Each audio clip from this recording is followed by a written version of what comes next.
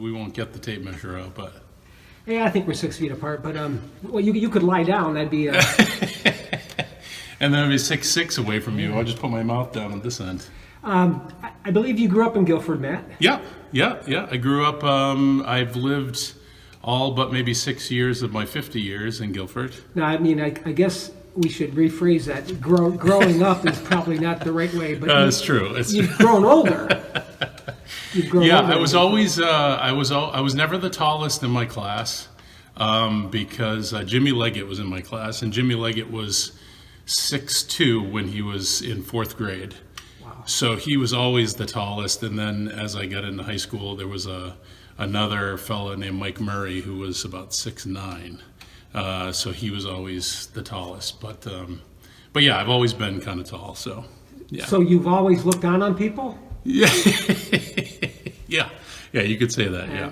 That's not a positive thing to say about a person, but I mean, it is No, true. definitely not. Yeah, I mean, yeah. It actually did not help me when I started acting because Faith had a really hard time with me keeping my chin up because I would walk around during the day with my head down looking at people, and when you're on stage, your head has to be up. So that was that was sort of like the first complication to me getting involved in theater. So you must have a good Faith Rupert story.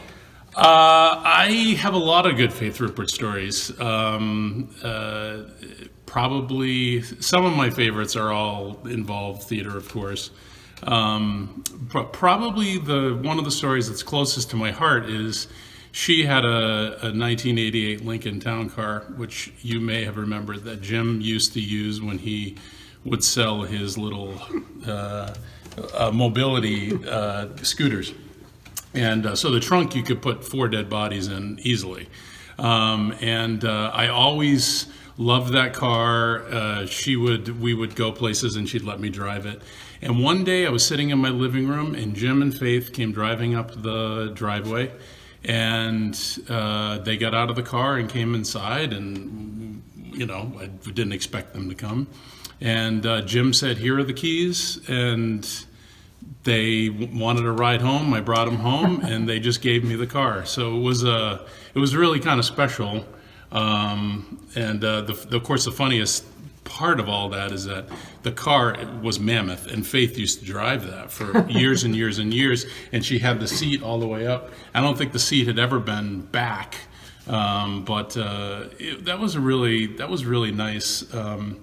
That was a really nice gesture on their part, and they were really nice people. And I was fortunate enough to Tamara and I lived down the street from them where we live now, and they lived up the street towards the end of Jim's life. So we were sort of able to help them out and take care of them and bring them to the doctor and all that. So, but Faith, I have been I've seen her rage on me a few times in my past, throwing clipboards, and because I didn't always do exactly what she wanted me to do on stage and would take some liberties. And she was the type of director who, I'm sure this is the type of person she is too. She wanted things done in a very specific way, and if you veered off of that path, it was didn't end well. So after I was here for just a couple of weeks, I got an anonymous note that I later learned was from Faith, but I had misused me. I said, he threw the ball to Cindy and I, and I should have said he threw the ball to Cindy and me. And but she was embarrassed when I figured out who it came from. She did a lot of that up until about 10 years ago, and then I think she just kind of threw that out the window. But you had to really watch your grammar and your text and all that when you were around her. So some good has come out of her stroke. Yeah. She has mellowed. Absolutely. She doesn't talk as much, which is great.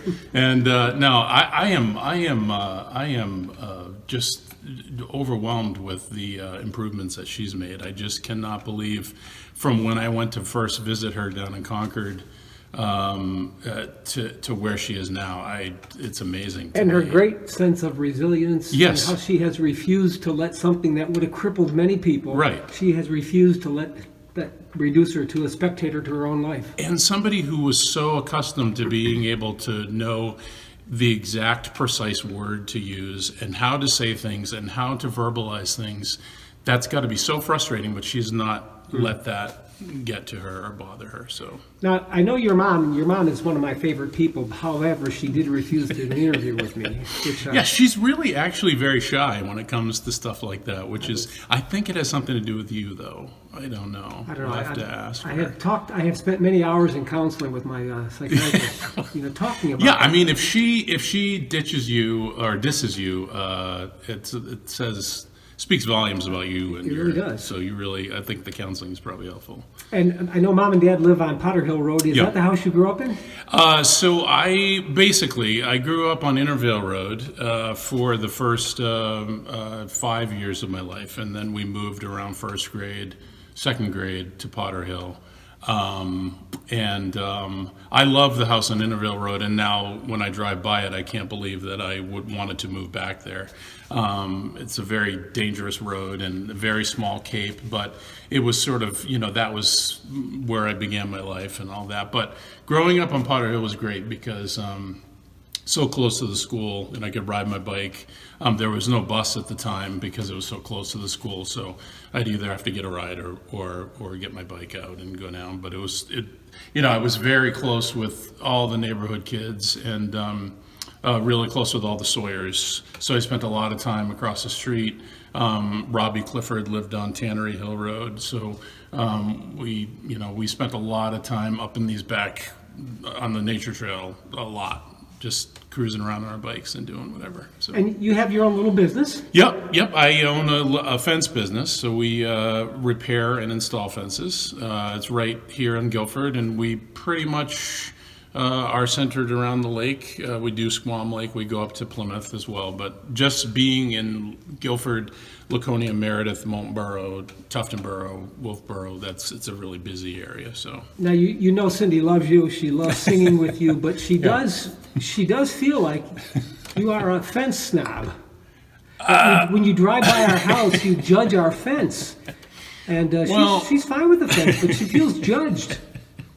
I mean, it's all in the eye of the beholder. I'm not a big fan of the big box store fences, and I just think that they don't hold up well to weathering. And someday we'll just tear that fence down, we'll put a new one up, and we'll call it good. And then I can drive by and have a better feeling about it. We would feel wonderful about not being so judged. And now you're married to your high school sweetheart, I think? Yeah, well, she kind of. Yeah, we were. You're kind of married, or she? Well, kind of.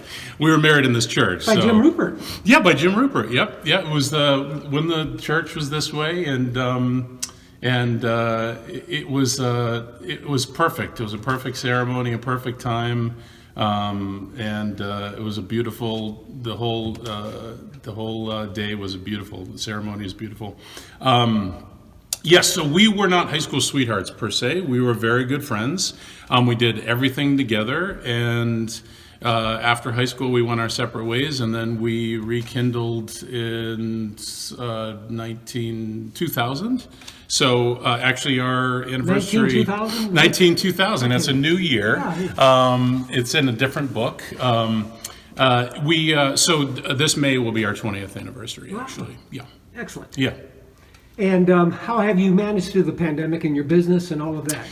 So last year, I was a bit nervous and apprehensive about how all that was going to affect our business, because obviously, for a number of reasons, not to bore you with the details, but basically, if one of my employees went down, then that would affect, nice.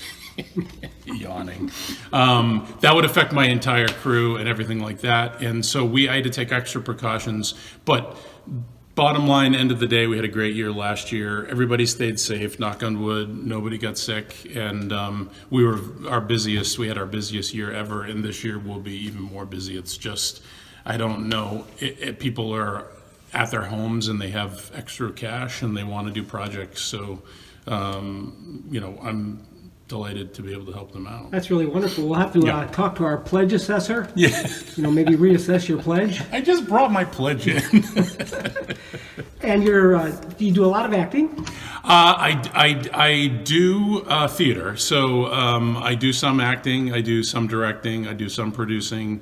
Of course, with the pandemic, that's probably one of the 4 things that I do the most, other than go out to restaurants and travel and spend time with my family. So all of those are kind of out. But I do have a small theater company that we've done some productions in Concord and Portsmouth, but with the pandemic, it's just all kind of been shut down, and so everything's kind of on the back burner. But yes, I have. I've done quite a bit of acting in the last 15 to 20 years. You have a favorite play? I have a favorite play and I have a favorite part. So my favorite part that I ever played was King Arthur in Spamalot, because it was just a lot of fun, silliness, which I enjoy. And but my favorite show is Sweeney Todd, which I also played that character. I just think it's sort of rides the line between musical and opera. The story is really penetrating, and the music is amazing. Stephen Sondheim is my favorite composer. So. And Cindy saw you in The Odd Couple. Yes, yeah. And she said you stole the show.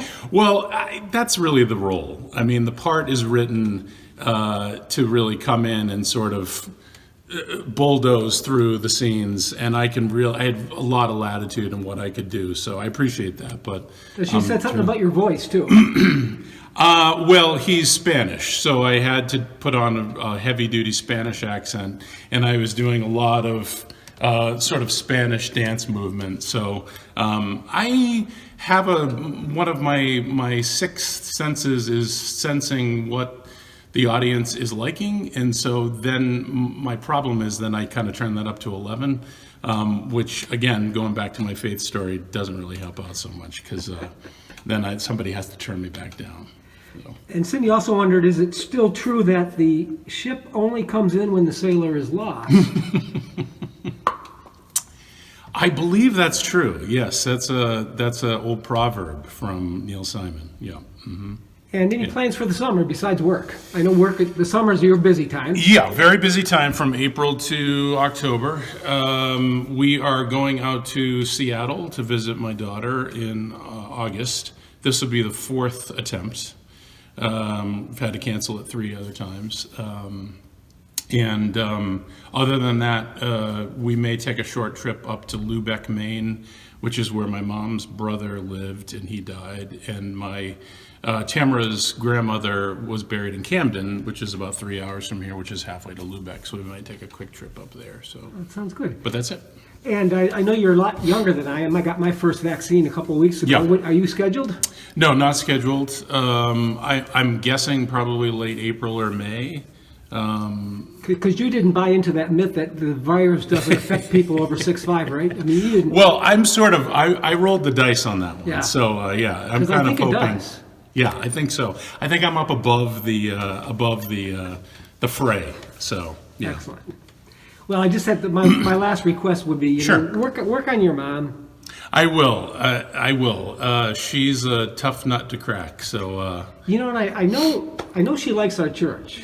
She does. She might not be a fan of the minister, but I know she likes the church. And I was thinking, who's the minister? I was thinking we could trade 2 members to her parish. Yeah, to Catholic Church. And in exchange, we could get Sandy McGonagle to come here. Oh, so a 2-for-1. 2-for-1. Yeah, I think that would work. I think St. Andre Passette probably has a couple extras that they could. Oh no, we would have to send. We would be sending a couple their way. We'd have to look at the list, the membership list. Yeah, I'm sure we can come up with a couple people. That sounds good. Yeah. Well, let's work on that. Yeah, let's do that. Hey, I appreciate you. No problem. I appreciate you. Thanks so much. Have an awesome day. Yeah, you too.